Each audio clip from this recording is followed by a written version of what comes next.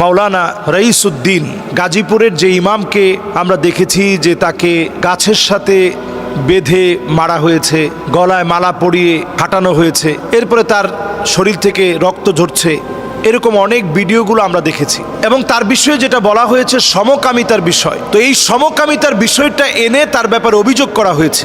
একজন ইমাম, একজন আলেম, সমাজের কত বড় দর্পণ একজন আলেম আপনি চিন্তা করেন। নবীজি বলতেছে লাইসা মিন্না, ওই লোকটা আমার দলভুক্ত হতে পারে না, মাল্লাম ইয়ারিফ লিআলিমিনা হাক্কাহু, যে আমার আলেমের হক জানে না, ওই লোকটা আমার দলভুক্ত হতে পারে না। তাহলে আলেমের একটা হক হচ্ছে আলেমকে আপনি সম্মান করবেন, আলেমকে আপনি ইজ্জত করবেন, আলেমের মর্যাদা রক্ষায় প্রয়োজনে আপনি আপনার জীবন দিয়ে দিবেন। কিন্তু যদি আলেম অন্যায় করে, সেই অন্যায় যদি আলেমের প্রমাণিত হয়, তাহলে তার ব্যাপারে শাস্তি তো নিশ্চিত করতে হবে। এটাও ইসলামের সত্যতা, ইসলামের সৌন্দর্য। কোনো ব্যক্তি যদি অন্যায় করে ফেলে তার শাস্তি হতে হবে। তো রঈসউদ্দিনের ব্যাপারে যে সমস্ত প্রতিবেদন বের হয়েছে, একজন আলেম, তাকে যদি অন্যায়ভাবে দোষ দিয়ে যদি কেউ মেরে ফেলে, সে যেই দলের হোক, এ ব্যাপারে প্রতিবাদ হয়, এটা আমাদের ইমানি দায়িত্ব। এবার আসুন, যদি তার সেই অপরাধগুলো প্রমাণিত হয় যে আসলে সে অন্যায় করেছে, সমকামিতার মতো অন্যায় সংগঠিত হয়েছে, এলাকার লোকজন তাকে হয়তো তখন মারধর করেছে, থানার মধ্যে বিভিন্নভাবে তার সাথে হয়তো তাকে পানি দেয় নাই, খাবার দেয় নাই, সে সেখানে অসুস্থ হয়ে পড়েছে, ভালো চিকিৎসা পায় নাই, এরপরে সে স্ট্রোক করে, ব্রেইন স্ট্রোক করে, মাথায় প্রচণ্ড চিন্তা, তখন সে সেটা নিতে পারে নাই, সে অবস্থায় সে মৃত্যুবরণ করেছে। আমি এই ক্ষেত্রে কয়েকটি বার্তা দিতে চাই সমস্ত মানুষের জন্য।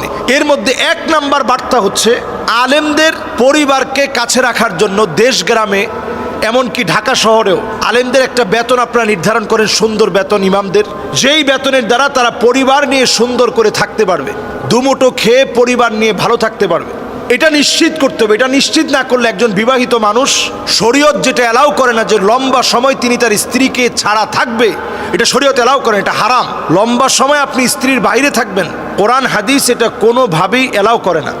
এজন্য ছুটি নিশ্চিত করা, তার জন্য একটা কোয়ার্টার থাকা যেখানে সে তার পরিবার নিয়ে থাকবে। এরপরে প্রত্যেকটা মসজিদ সিসি ক্যামেরার আওতায় আনা, এটা প্রত্যেকটা মসজিদের কমিটিরও দায়িত্ব, এলাকাবাসীর দায়িত্ব। মসজিদ, মাদ্রাসা, এগুলো আমাদের অত্যন্ত সেন্সিটিভ একটা জায়গা। এখানে কোনো কিছু ঘটলেই সেটা পরে আপনি যদি বলেন যে অপবাদ দেওয়া হয়েছে, অথবা লোকটা এই কাজ করে নাই, অন্যায়ভাবে তার উপরে দোষ চাপিয়ে দেওয়া হয়েছে, এজন্য প্রত্যেকটা প্রতিষ্ঠানে সিসিটিভি ফুটেজ থাকা দরকার। এরপরে বলবো, যদি এইরকম কোনো অন্যায় করে থাকে, বাংলাদেশের আইনকে সংশোধন করে মৃত্যুদণ্ডের আইন নিশ্চিত করা দরকার। সমকামিতার মতো ভয়াবহ অন্যায় যদি প্রমাণিত হয়, মৃত্যুদণ্ডে তাকে দণ্ডিত করা হবে, এই আইন পাশ করা দরকার। এটা সমস্ত ইমামদের মত, শুধু ইমাম আবু হানিফা রহিমাহুল্লাহ না, ইমাম আবু হানিফা, ইমাম শাফিঈ, ইমাম হাম্বলি, ইমাম মালিক আলাইহিমুর রহমা, চারজন ইমাম একমত, সমকামী কোনো ব্যক্তি, তার সমকামিতার প্রমাণ যদি মিলে, তাকে মৃত্যুদণ্ড দিতে হবে। আইনানুগভাবে নতুন বাংলাদেশে আওয়াজ ওঠা দরকার, শুধু ধর্ষণকারীদের শাস্তি না, সমকামিতা প্রমাণ হলে, বলৎকারের অন্যায় যদি প্রমাণিত হয়, তাহলে তাকে মৃত্যুদণ্ডের শাস্তিতে দণ্ডিত করতে হবে, মৃত্যুদণ্ডের শাস্তিতে দণ্ডিত করতে হবে। আমরা এলাকাবাসীর বিভিন্ন ভিডিও দেখেছি যেখানে ইমামের ব্যাপারে এমন সব কথা বলেছে তারা, এগুলো থেকে আমাদের সংশোধনী প্রয়োজন। হ্যাঁ, একজন ইমাম সাহেব তো মুসল্লিদের সঙ্গে মিশবে, সর্বোচ্চ মিশবে। মুসল্লিদের ভিতরে যারা ইয়ং জেনারেশন আছে, এরাই তো আগামীর ভবিষ্যৎ। এদেরকে গড়ার জন্য ইমাম সাহেব সর্বাত্মক চেষ্টা করবে, মুরব্বীদেরকে সাথে নিয়ে কথা বলবে, মুসল্লিদের হাল জানার চেষ্টা করবে। নামাজের পরে সালাম ফিরানোর পরেই নবীজি খবর নিতেন কোন সাহাবী আসেনি, তার বাড়িতে খাবার আছে কিনা। এজন্য এই খোঁজ খবরগুলো রাখা, খোঁজ খবরগুলো নেওয়া, এটা আমাদের ইমানি দায়িত্ব। তাই বলে আপনি ডোর টু ডোর খবর তো সবার নিতে পারবেন না। একজন ইমাম তার একটা সীমানা বেঁধে রেখে মুসল্লিদের সাথে সম্পর্ক রাখবে।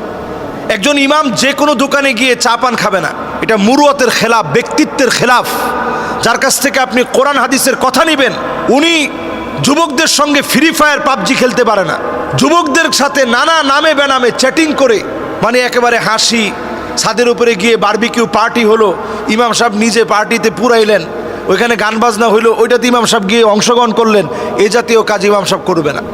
একজন ইমাম সাহেব মানুষের সাথে মিশবে কতটুকুন, শরীয়তের গণ্ডি যতটুকুন বলে, অতিরিক্ত মিশা যাবে না। এবং মুরুয়াতের খেলাফ, ব্যক্তিত্বের খেলাফ কাজ করা যাবে না। সবাই দাঁড়ায় দাঁড়ায় পানি খাচ্ছে, ইমাম সাহেব দাঁড়ায় দাঁড়ায় পানি খেলেন, হারাম। আপনি ওই ইমামের কথা নিতে পারবেন না যার ভিতরে সুন্নতের খেলাফ আচরণ আছে। একজন ইমাম পরিপূর্ণ সুন্নত অনুযায়ী চলবে, পোশাক পরিচ্ছেদ আচার আখলাক কথাবার্তা। যদি এটার ব্যত্যয় ঘটে তখনই অনাকাঙ্ক্ষিত নানা ধরনের ঘটনাগুলো আসে। তো বাংলাদেশে খুব সহজ একটা বিষয় হচ্ছে, কাউকে বলৎকারের অভিযোগ দিয়ে দিলে মানুষ তাকে অ্যাটাক করার জন্য খুব দ্রুতই একটা মব তৈরি হয়ে যায় এবং দ্রুতই দেখা যায় যে তার উপরে মানুষ আঘাত করতে থাকে। এই জন্য এগুলো সব পাই টু পাই বিচার বিশ্লেষণ করে আমরা সামনের দিকে আগাবো। খেয়াল রাখবো কোনোভাবে যেন মাজলুম ব্যক্তির উপরে জুলুম করা না হয়, অন্যায়কারীকে যেন প্রশ্রয় দেওয়া না হয়। এবং আমরা যখন একজন মুআজ্জিনকে রাখবো, তিনিও কোরআন তেলাওয়াতে এক্সপার্ট হওয়া, ভালো একজন মুআজ্জিন রাখবো, শুধুমাত্র কণ্ঠ দেখে না। তিনিও ধরেন কোরআনুল কারীম ভালো জানেন, এমন একজনকে আমরা মুআজ্জিন হিসাবে যদি রাখি, ইমাম সাহেবের অবর্তমানে তিনি নামাজ পড়ালেন, কোনো অসুবিধা নেই। খতিব সাহেবের অবর্তমানে ইমাম সাহেব এমন রাখবো যে ইমাম সাহেব তিনি খতিব সাহেবের অবর্তমানে তিনি নামাজ পড়াবেন। তাহলে যেটা হবে, ছুটির বিষয়টা নিশ্চিত হবে। এরপরে যে মসজিদগুলো বড় আকারে মসজিদ আছে, ওইখানে একাধিক ইমাম যদি রাখতে পারে, একাধিক ইমাম রাখবেন। ইসলাম কোনোভাবে 6 মাস আপনি স্ত্রী থেকে দূরে থাকবেন নিষ্প্রয়োজনে, বিনা প্রয়োজনে, ইসলাম এটা কোনোভাবে সমর্থন করে না। এবং এই কারণগুলোতেই অনাকাঙ্ক্ষিত বিভিন্ন ঘটনা আমাদের চোখের সামনে পড়ে।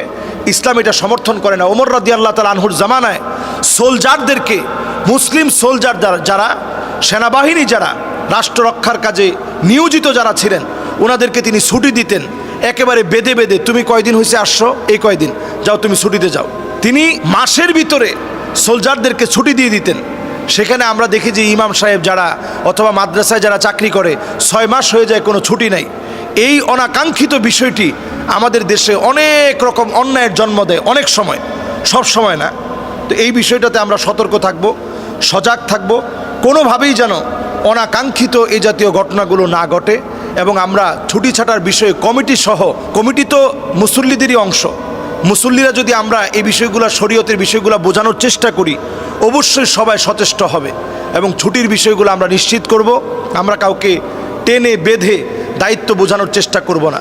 লা ইউকাল্লিফুল্লাহু নাফসান ইল্লা উসআহা। আল্লাহ কোনো বোঝা কারো উপরে চাপায় দেন না, আল্লাহ তাআলা ওইটা চাপায় দেন যেটা আমি পারবো, আমার সক্ষমতা আছে।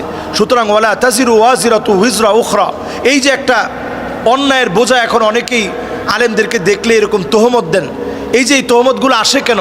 আমাদের এই বিভিন্ন অনাকাঙ্ক্ষিত ঘটনার কারণে এই তোহমতগুলো আমাদের উপর চলে আসছে।